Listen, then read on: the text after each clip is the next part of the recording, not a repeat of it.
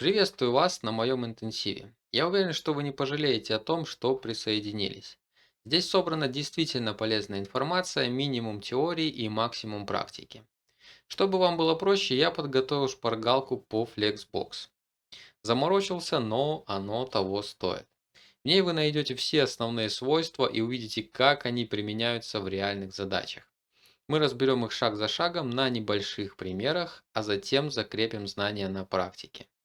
У вас будет домашнее задание, где вы сами примените Flexbox в работе над блоками сайта.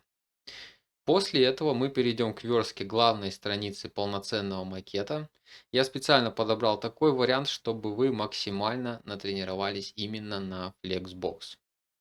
И в качестве бонуса вы получите два полезных чек-листа для начала верстки и перед сдачей верстки заказчику. Также шпаргалку по шрифтам. Уверен, она вам очень сильно пригодится, так как и мне. Я часто очень ей пользуюсь. Готовы? Тогда поехали.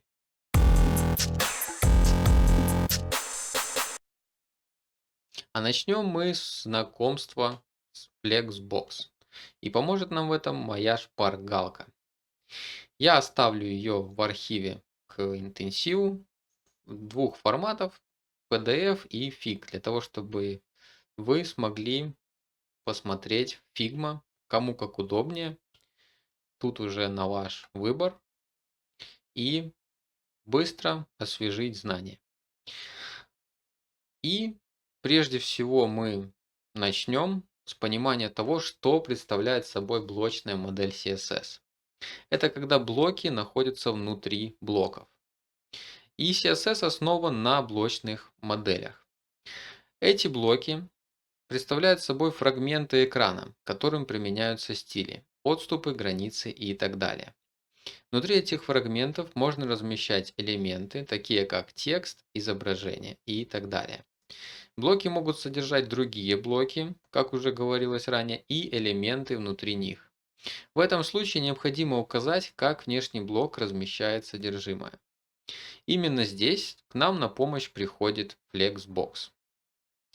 Также здесь я показал пример блочной модели. Есть какое-либо содержание и отступы. Внутреннее паддинг и внешнее margin. Также указан border. Каждый элемент представляет собой блочную модель. Давайте посмотрим на реальном примере. Я зашел на сайт apple.com. Я думаю, каждый из вас знаком, как минимум с их продукцией. И мы можем посмотреть, к примеру, давайте посмотрим на модель нашей ссылки Watch the Event. Правой кнопкой мыши я нажал и выбрал посмотреть код. Здесь в правом углу, там где Styles, в DevTools мы скроллим в самый низ и видим то же самое, как и показано на моей шпаргалке. То есть блочную модель полностью такая же и здесь. Здесь какое-то содержимое. В нашем случае это текст, название ссылки. Есть внутренний отступ, паддинг, border и margin. Margin здесь тоже указан, но он равен нулю. И каждый элемент, абсолютно каждый, вот давайте посмотрим даже, к примеру, вот на изображение, состоит из вот такой блочной модели. Это важно понимать, и это нам еще пригодится. Так что же такое Flexbox и зачем он нам нужен? Flexbox это про выравнивание, распределение и адаптивность. То есть как блок организует свое содержимое. С помощью Flexbox мы можем настраивать выравнивание, позиционирование и распределение элементов посредством правил родительского блока, отвечающего за организацию контента в его пространстве. Это упрощает реализацию адаптивных веб-сайтов. И важно понимать, что во Flexbox в его контейнере используются две оси. Основная и поперечная. Основная ось — это основная направляющая Flex контейнера, вдоль которой располагаются Flex элементы. И поперечная. Перпендикулярная ось — ось, идущая перпендикулярно основной. На примере справа основная ось у нас горизонтально и направлена вправо, а поперечная ось вертикально и направлена вниз. Чуть позже на примере вы поймете, для чего нам нужна эта информация. Теперь я предлагаю перейти от скучной теории к практике. На рабочем столе я создам папку Flexbox и в ней размещу два файла. Это index.html и style.css. Теперь с помощью редактора кода, в моем случае это Visual Studio Code, я открою эту папку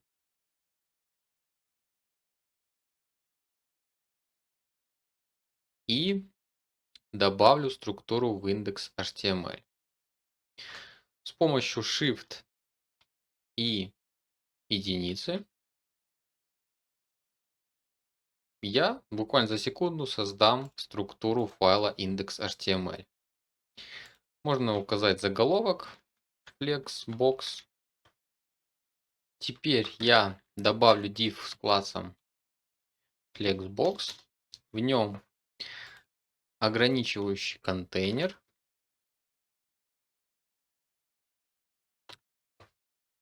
И сюда мы можем добавить элементы. Элемент 2, 3, 4. И, соответственно, 1, 2, 3, 4. Нужно их как-то отличать друг от друга, поэтому укажем модификаторы. Желтые, красный, оранжевый и светло-красный. Также не забудем подключить стили. Перед закрывающим тегом head добавим link и укажем style CSS. В стилях для начала обнулим все ненужные отступы и пропишем box sizing border box. Для body зададим шрифт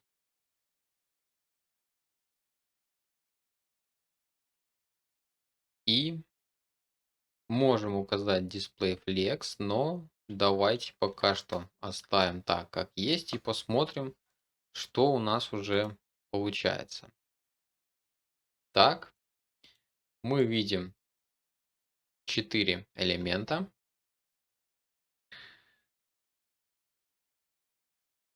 Расположенных в одну колонку. Все они расположены в одну колонку, потому что div это блочный элемент. И давайте сразу зададим Flexbox контейнер какую-нибудь максимальную ширину, к примеру, 800 пикселей. Выровняем по центру. Так. Нашим элементам зададим ширину 50 пикселей, высоту 50 пикселей. Так. Для Flexbox укажем отступ сверху 30 пикселей. И так как у нас есть модификаторы, укажем им фон. Соответственно, желтый, yellow,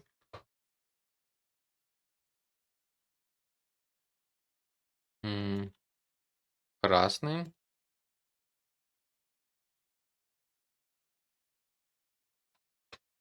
так, и еще нам остался оранжевый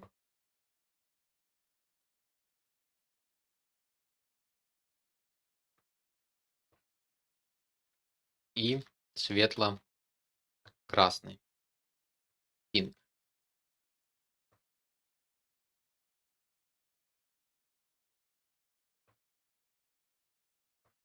М,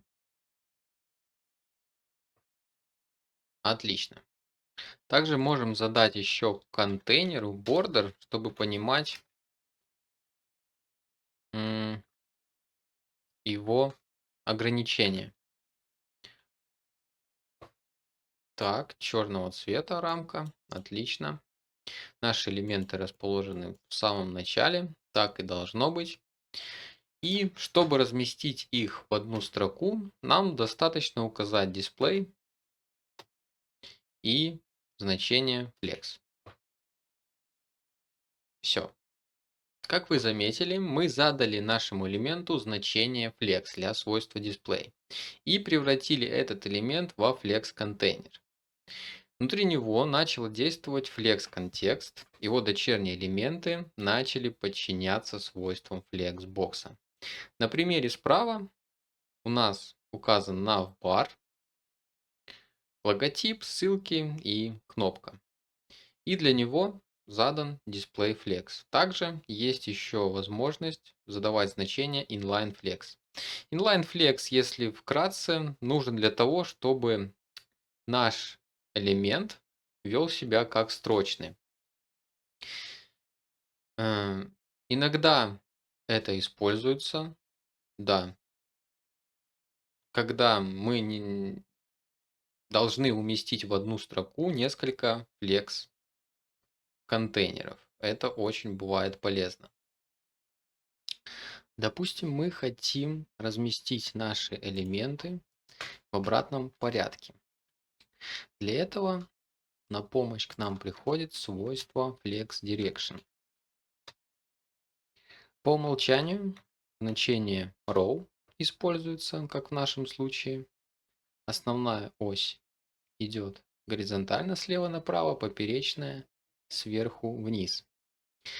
Если мы изменим, допустим, на row reverse, наши элементы идут в обратном порядке, и основная ось движется слева направо горизонтально, вернее справа налево, а поперечная ось также остается неизменной, сверху вниз.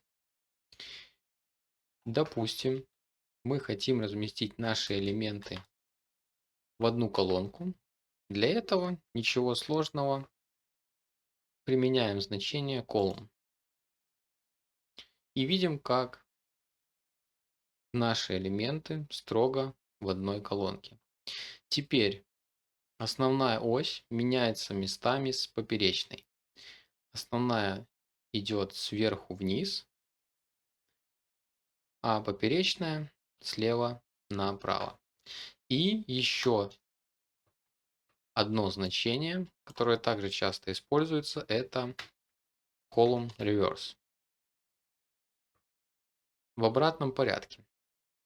Видим, что наша основная ось теперь движется снизу вверх, а поперечная также осталась горизонтально, то есть просто они поменялись местами. Итак, Flex Direction – это свойство управления направлением основной и поперечной осей. Для примера я указал Flex Direction и добавил основные значения: шпаргалку, row по умолчанию, row reverse, column и column reverse. Row – основная ось идет горизонтально, слева направо, Поперечная идет вертикально сверху вниз. Все, как мы и говорили. Row reverse. Основная ось идет также горизонтально, но теперь справа налево. Поперечная идет вертикально сверху вниз. Column. Чуть ниже можем спуститься и посмотреть, например, Column основная ось идет вертикально сверху вниз. Поперечная идет горизонтально слева направо. И Column reverse основная идет вертикально, наоборот, снизу вверх. И поперечная идет горизонтально слева направо. Надеюсь, это понятно. Мы еще это закрепим на практике и домашнем задании. До встречи в следующем уроке.